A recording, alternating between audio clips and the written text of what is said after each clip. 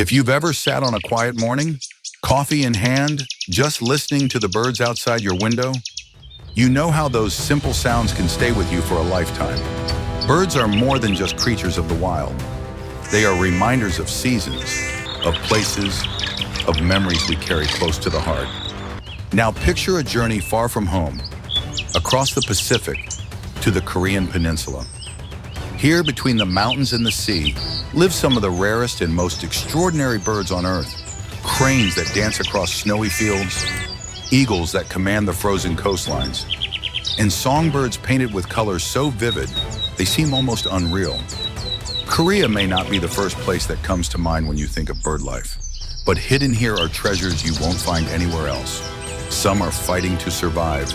Others thrive quietly in places most travelers will never see. Today, we'll meet 15 of these rare species, each one with a story as remarkable as the land they call home.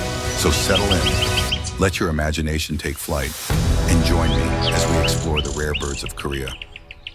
Picture yourself standing at the edge of a tidal flat at dawn. The world is hushed. The tide is sliding slowly back into the sea. The air smells of salt and mud. And then, a sudden lift of white wings cuts across the stillness. The bird is striking, a snow-white body, long black legs, and a face dark as ink. But it's the bill that stops you in your tracks. Long, flat, shaped like a spoon, almost comical at first glance. Almost as if nature played a trick. But that odd bill is genius. The black-faced spoonbill swings it side to side through the shallows. Each sweep stirs the water, sensing fish, shrimp, and tiny crabs. Snap, another meal. Snap, another line written across the sea. Watch long enough, and it feels like the bird is painting the water with invisible brushstrokes. Here's something you might not know.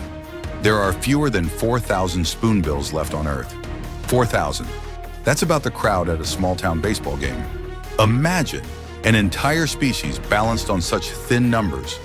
Every sighting feels less like watching wildlife and more like stumbling on a living treasure. Fishermen along Korea's western coast once believed the bird brought luck. Wherever spoonbills fed, the waters never ran empty. It was a quiet sign that the sea still held abundance. Today, science confirms what tradition always knew. The spoonbill thrives only where the wetlands are healthy. And yet the bird doesn't stay put. Each year, it embarks on a marathon journey. From Korea's estuaries, it flies thousands of miles south, resting in Taiwan, feeding in Hong Kong's mudflats, touching down in Vietnam's deltas, before returning home again. The path is ancient, the loyalty unshaken. The dangers, however, grow with every passing decade as coastlines shrink and marshes vanish. Now let me ask you this. Have you ever seen a bird so rare, so fragile in number, that you felt you were being let in on a secret of nature? That's the feeling of meeting the black-faced spoonbill. So next time you walk near a marsh or glance at a tide pool, think of this strange, elegant wanderer. It is more than a bird. It is a story of survival, written one spoon-shaped sweep at a time. Snow drifts quietly across a frozen river. The reeds bow under the weight of winter.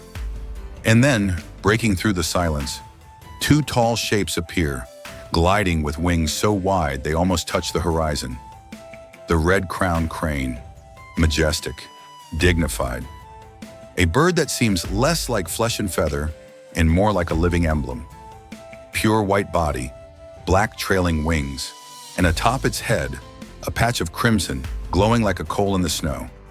These cranes are more than birds. In Korea, in Japan, across East Asia, they are symbols of longevity, fidelity, and good fortune. Couples once watched them dance and believed the birds embodied perfect love. And indeed, cranes do mate for life. Their bonds are strong, their rituals enduring. Picture this. On a clear winter morning, two cranes face one another. They bow, they leap, they spread their wings and rise into the air. Their voices, deep, trumpet-like calls, echo across the valley. It's not just a dance, it's a duet. A performance as old as time, repeated year after year, generation after generation. Here's a fact that adds weight to the spectacle. In the wild, fewer than 2,000 red-crowned cranes remain in Korea, Russia, and northeastern China. 2,000. That's the size of a small town. And yet these birds can live up to 70 years in captivity. Longer than most dogs, cats, even some humans see their prime. Longevity indeed. But even symbols of hope face peril. Wetlands shrink, rice paddies vanish. Climate shifts change their patterns. Still, the cranes endure, migrating across the peninsula, wintering in the demilitarized zone, a place where human conflict ironically preserves the wilderness. In that no man's land, the cranes thrive. Think about that.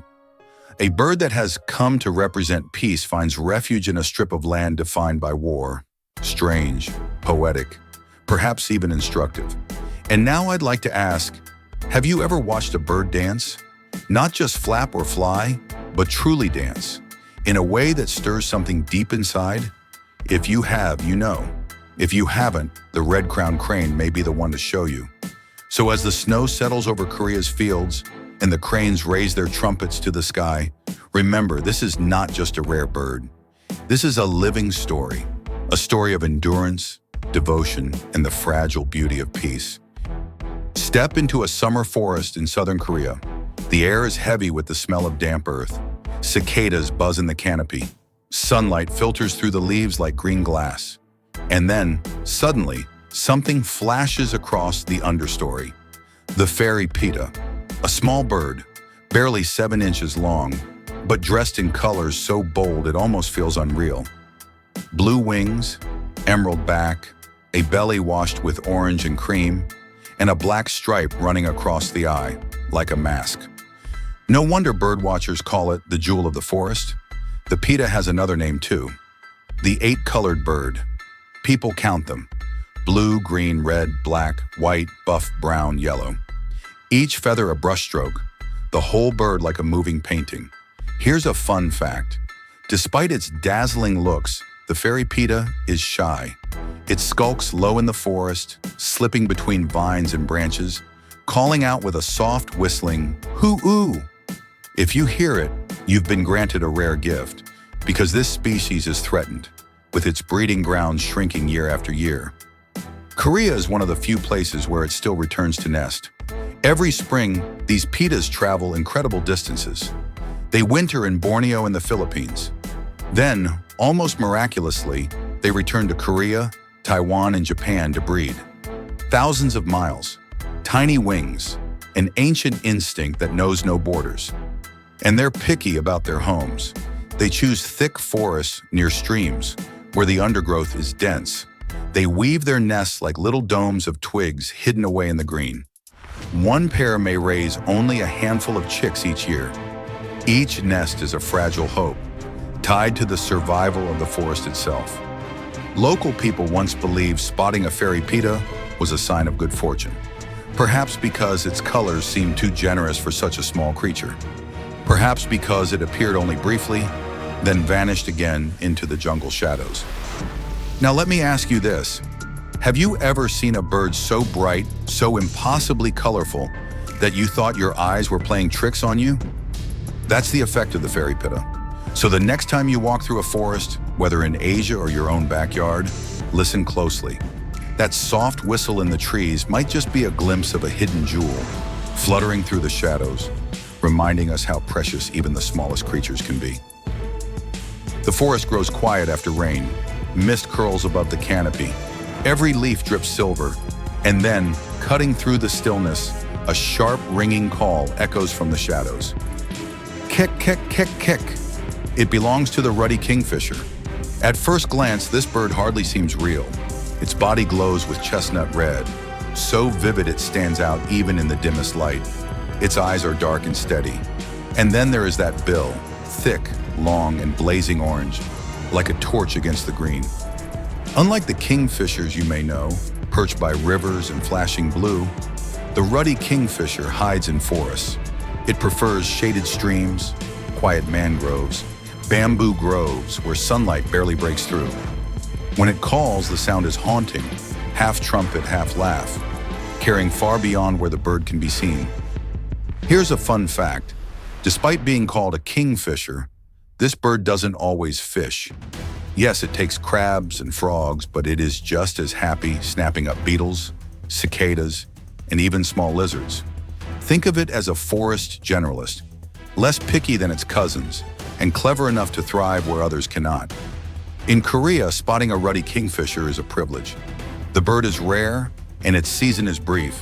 It arrives in late spring, raises its young, then slips south again before autumn. For centuries, poets admired its crimson glow, calling it a hidden ember of the woods. Some even said its cry was a spirit's laughter, rising from the trees after storms. Its nesting habits are unusual too. Instead of building nests high in branches, ruddy kingfishers often reuse old woodpecker holes, laying their eggs deep inside dark hollows. It is a strategy of secrecy, a way to guard their young from predators and from the harshness of weather. Think of this bird as a flash of fire in a sea of green.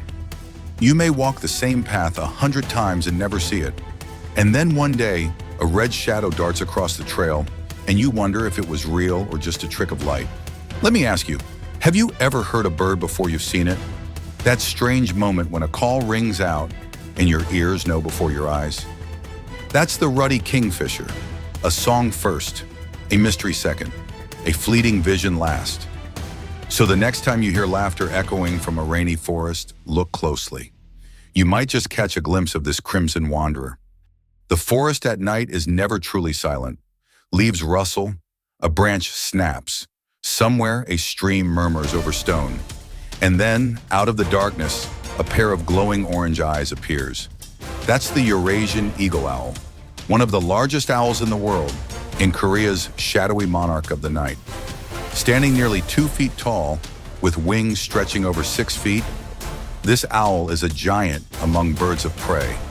Its plumage, mottled browns and tans, blends so perfectly with the cliffs and trees that you might walk right past it in daylight and never know it's there. But at night, when it calls, the deep hoot rolls through valleys like a drumbeat. Here's a fun fact. The Eurasian eagle-owl can take down prey as large as a fox. Not just mice or rabbits, foxes. Imagine the power it takes for a bird to swoop silently through the night and lift a predator in its talons. It is a master hunter, designed for stealth and strength. In Korea, this owl is a creature of legend. Farmers once believed its calls warned of storms or carried messages from the spirit world. Its fierce appearance, with ear tufts standing tall like horns, gave it an almost mythical aura. Some feared it, others revered it. All respected its presence. The subspecies found here, Bubo kiautschensis, makes its home in Korea's rocky hillsides.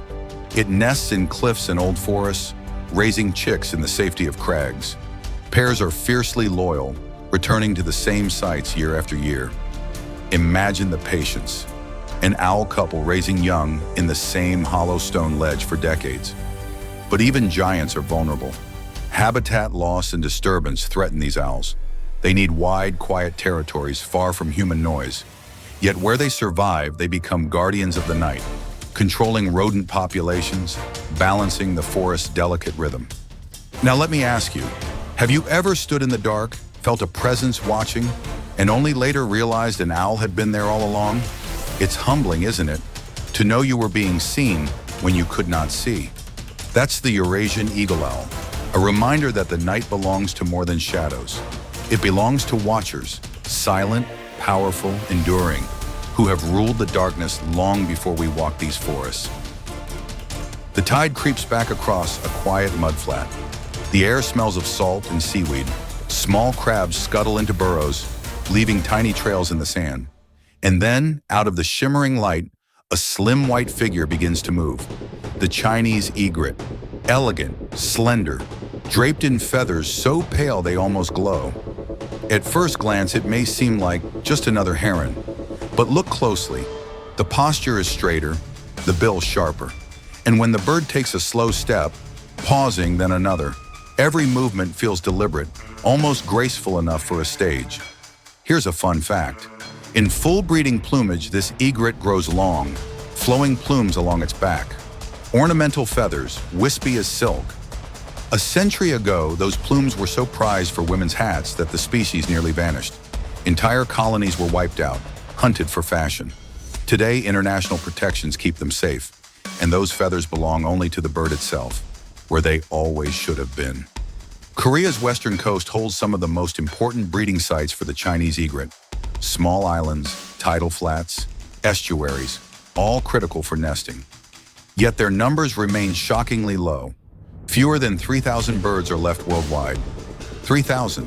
That's fewer than the population of a small American town. Each egret you see represents a fragile thread holding the species together. Local fishermen once said an egret feeding near shore meant the tides would be generous. Its patience symbolized abundance. And watching one stalk the shallows, head tilting, eyes focused, it's easy to understand why. Every strike of that bill is lightning fast. A crab, a shrimp, a small fish. Gone in an instant. But what stays with you isn't the hunt, it's the stillness. The way this bird seems to bring calm into the chaos of waves and wind. Now let me ask, have you ever watched an animal move so slowly, so carefully that you felt time itself was slowing down? That's the Chinese egret, a master of patience, a whisper of white against the shifting tide.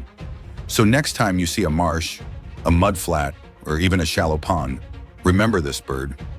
Rare, resilient, proof that beauty can survive, even after nearly being lost to vanity.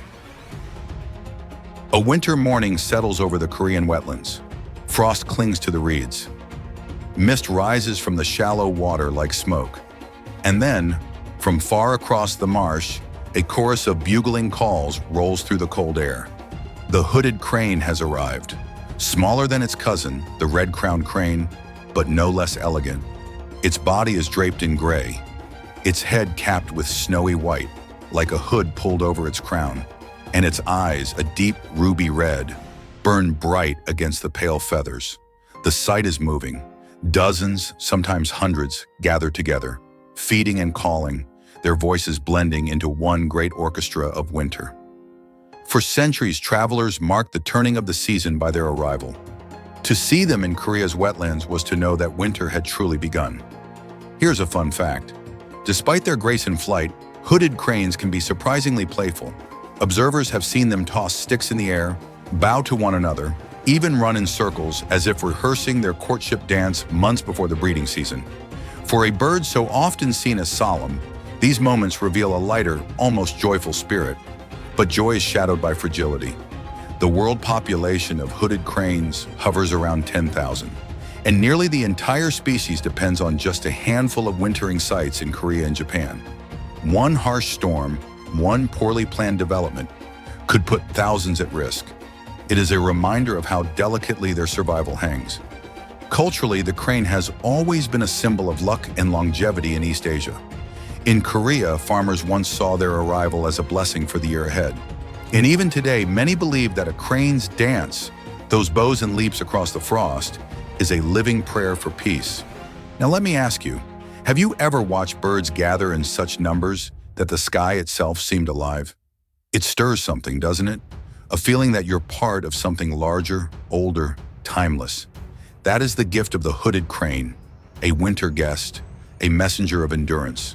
Proof that beauty and fragility often travel hand in hand, carried on wings that span the centuries. The sun dips low over a frozen lake. The ice begins to crack, the water glitters in patches of silver. And then, suddenly, the sky darkens with movement. Thousands upon thousands of wings, beating in unison, sweep across the horizon. This is the Baikal teal. At first glance, you might think it's just another duck, but look closer. The male's plumage is extraordinary. Green and yellow stripes across the face, bold white crescents around the eye, a chestnut breast fading into delicate grays. It's as if an artist took every color of the marsh and laid them gently onto one small bird. The female, more modestly dressed in mottled browns, blends perfectly with reeds, protecting her young with quiet camouflage. Here's a fun fact. The Baikal teal forms some of the largest flocks of any duck in the world. Tens of thousands gather together in Korea's wetlands each winter, moving like a single living wave. Birdwatchers call it a murmuration of ducks, a sight so vast it can make the air hum with the rush of wings. Historically, the bird's numbers fell sharply due to hunting and habitat loss. In the 1980s, many feared it might disappear forever. But thanks to conservation protections in Korea and across Asia, the species rebounded. Today, the Baikal teal is considered a conservation success story. Proof that when people care, even fragile creatures can recover. Culturally, Koreans often saw the teal as a messenger of the seasons. Its arrival meant the coldest days of winter had come, but also that spring was not far behind. Farmers once said, "When the teal rises, the fields will rise too," tying the bird's migration to the cycles of planting and harvest. What strikes you most, though, isn't just the color or the numbers. It's the sound. Imagine standing on a wetland bank as a flock of 20,000 teal lifts at once. The rush of air is like a passing train. The calls are sharp, urgent, and everywhere. For a moment you feel small, humbled beneath a sky alive with wings. Now let me ask you, have you ever stood under a flock so large that it seemed to carry the sky away with it? If you have, you know the awe it brings. If you haven't, the Baikal teal might be the bird to give you that gift. So when winter falls over Korea's wetlands and the air fills with thunderous wings, remember this bird. Once nearly lost, now thriving again. A living reminder that hope, like migration, always returns. The wind lashes across the coastline. Waves crash against black volcanic rock.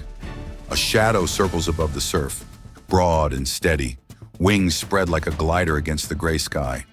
And then you see it, massive, unmistakable. The Steller sea eagle. This bird is a giant, one of the heaviest eagles in the world, weighing up to 20 pounds. Its wings stretch over 8 feet, wider than the arm span of most people.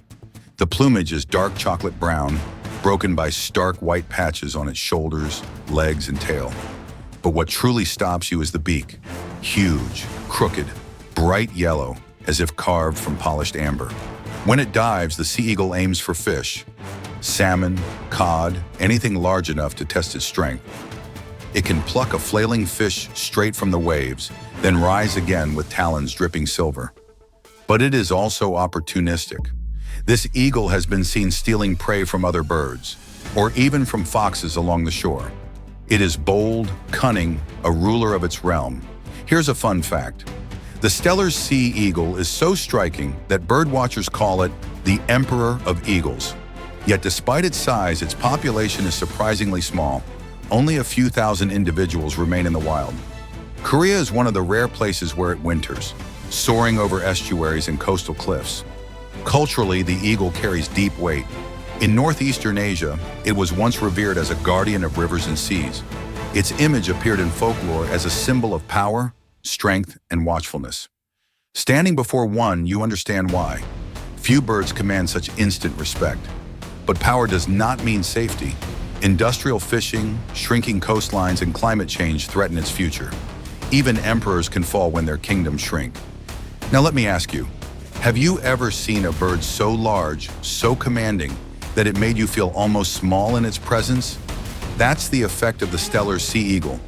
A reminder that nature still holds giants, and that our world is richer for their shadow across the waves.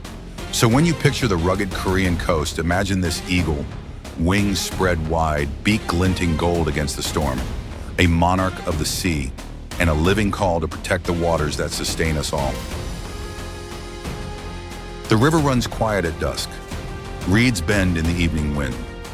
A tall, white figure stands motionless in the shallows, so still it could be mistaken for a statue. The Oriental Stork. At first glance, it looks similar to the common white stork of Europe. Long legs, snowy feathers, a graceful stance. But look closer. The Oriental Stork carries a heavier frame, and its bill is longer, thicker, jet black, like polished obsidian.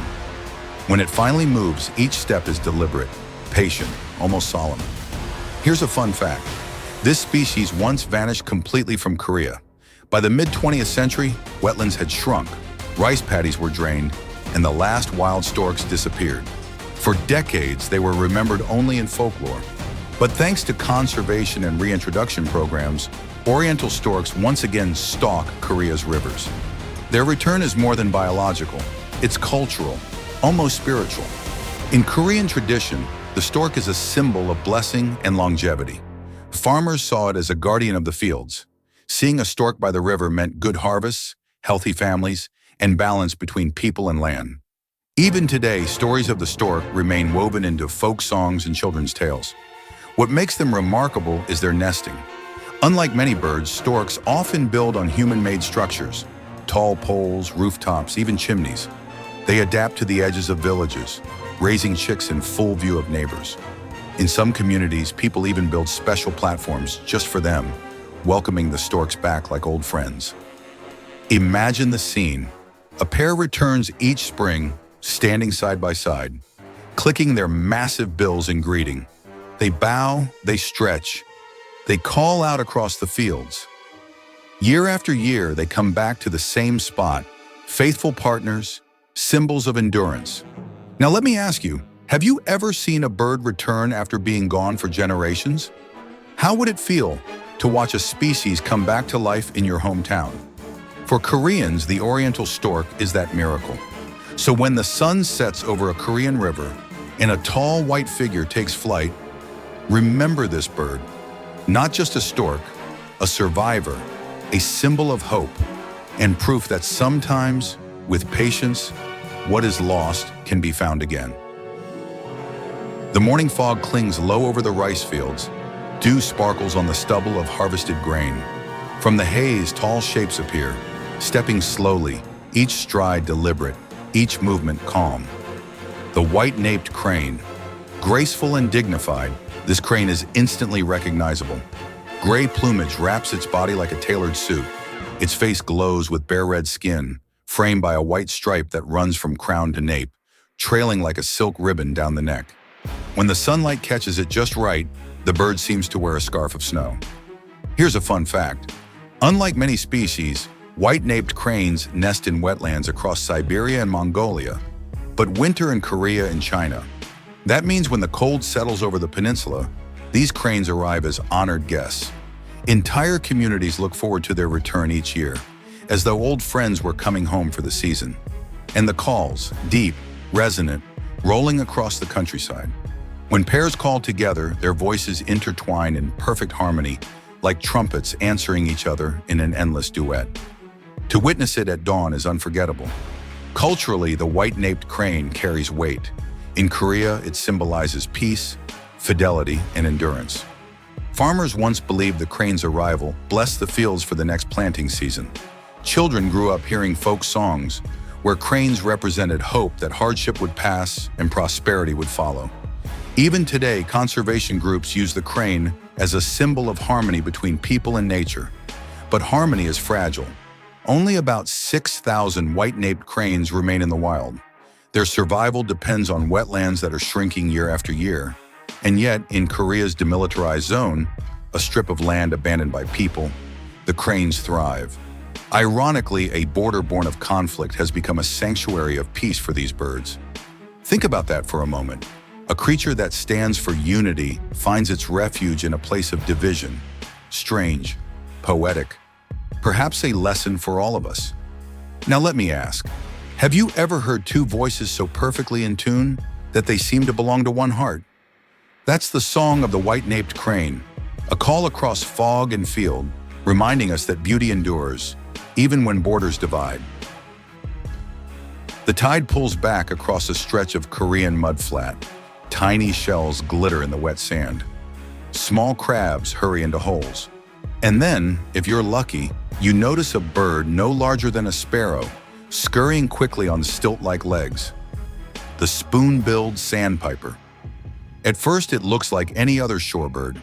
Brown above, pale below, quick movements, nervous energy. But then, you see the bill. Flattened at the tip, like a miniature spoon. Perfectly shaped for sweeping through the mud. No other bird on Earth carries a bill like this. Here's a sobering fact. Fewer than 1,000 remain in the wild. Some estimates put the breeding population at only a few hundred pairs. Think about that. Entire stadiums hold more people than there are spoon-billed sandpipers left alive. Every sighting is like finding a diamond hidden in the tide. The birds breed in the remote Russian Arctic, in tundra barely touched by people. But each autumn, they begin a journey southward. Some stop in Korea's tidal flats, feeding and resting before continuing to Southeast Asia. Others winter as far as Bangladesh or Myanmar. For a creature so small, their migration is monumental. And yet these mudflats, their lifeline, are shrinking. Coastal development, land reclamation, rising seas. Each year, the spoon-billed sandpiper loses more of its world. Conservationists now work across nations, banding chicks, protecting wetlands, even hatching eggs in captivity. Every chick raised is a battle won against extinction. In Korea, the bird is whispered about among birdwatchers. Spotting one is a mark of luck, patience, even devotion. Some say it is a reminder that the smallest beings often carry the heaviest burdens. Now let me ask you, have you ever seen something so rare that you felt you were looking at the last of its kind? A moment that made you want to hold your breath just to make it last a little longer? That's the feeling of seeing a spoon-billed sandpiper. So the next time you hear about a mudflat, don't picture just mud and silence. Picture this little bird running quick across the sand, spoon-shaped bill dipping into the tide, carrying the weight of survival on wings no wider than your hand. The tide is low. Mud stretches to the horizon, shimmering under the morning sun. Then from the distance, a bird glides in, tall and slender, with a silhouette you cannot mistake, the eastern curlew. Its bill is astonishing, long, thin, and curved like a scythe. The longest bill of any shorebird in the world, nearly 1/3 of its body length. Watch closely, and you'll see how it uses that tool, probing deep into the mud for worms, crabs, and shellfish hidden far below the surface. Where other birds cannot reach, the curlew thrives. Here's a fun fact. That bill isn't just useful, it also makes the curlew a record breaker in the bird world. Some females carry bills over 9 inches long. Imagine a bird barely 2 feet tall, with a beak almost half the size of your forearm. Its plumage is warm brown, streaked with darker spots, blending perfectly into tidal flats.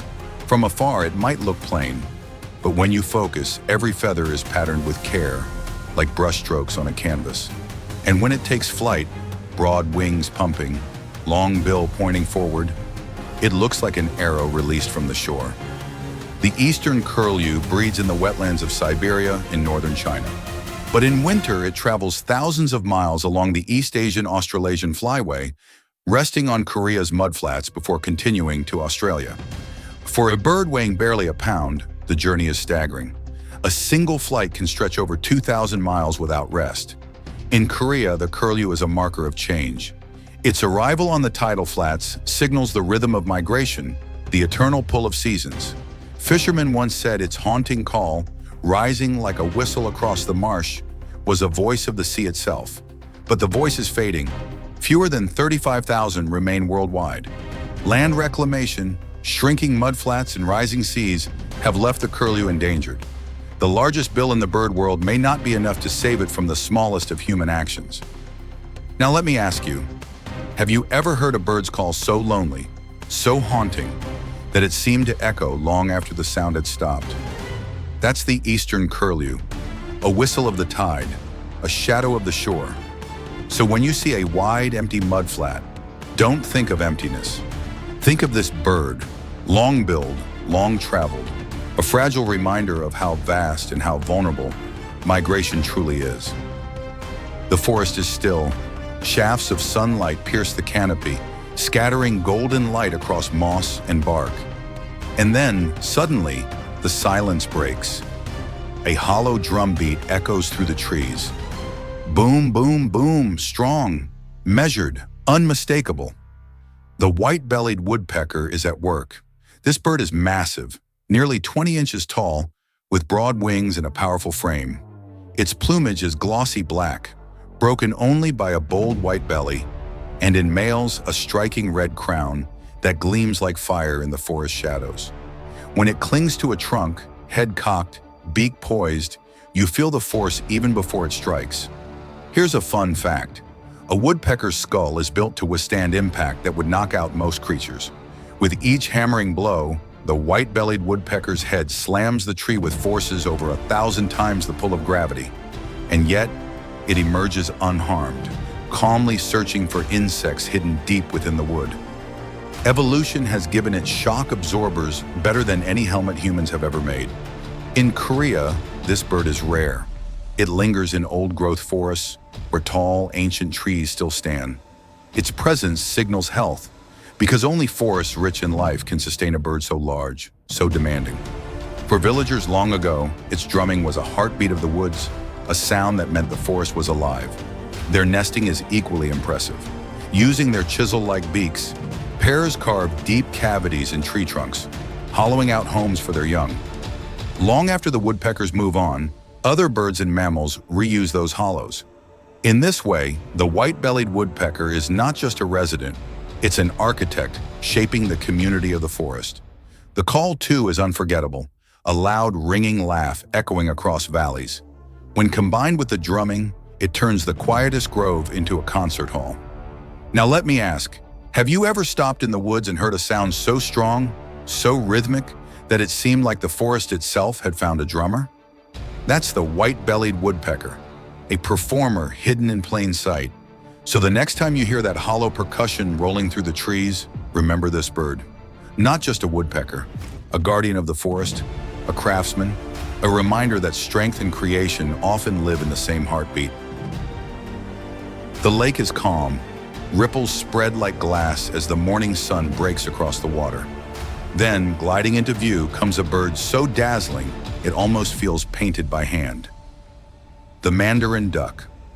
The male is a spectacle, plumage bursting with color. Orange sails rise from its back like folded fans. A purple chest glows against a snow-white belly.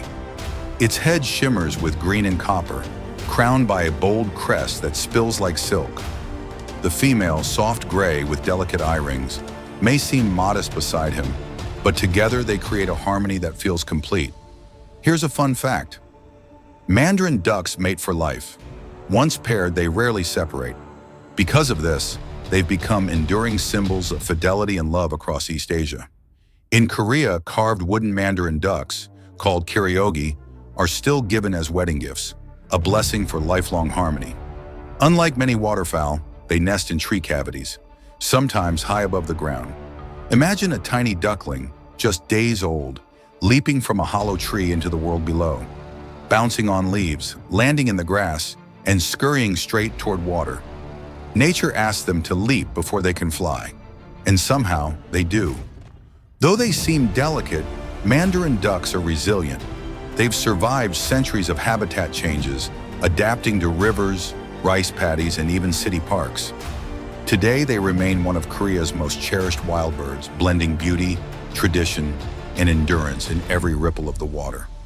Now let me ask, have you ever seen a bird so stunning that it felt like nature was showing off? That's the Mandarin duck, a living jewel, a promise of loyalty, a reminder that some bonds once formed are meant to last.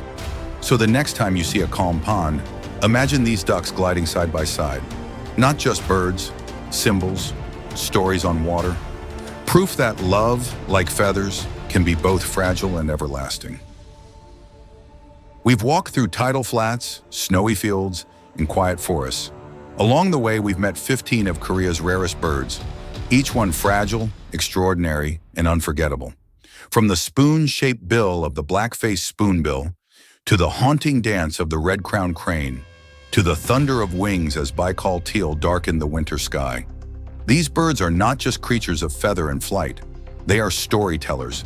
They carry the memory of landscapes, the rhythm of seasons, the spirit of survival. But here's the truth. Many of them live on the edge. Their homes shrink, their numbers fall, and yet they endure, returning year after year, as faithful to the land as the seasons themselves.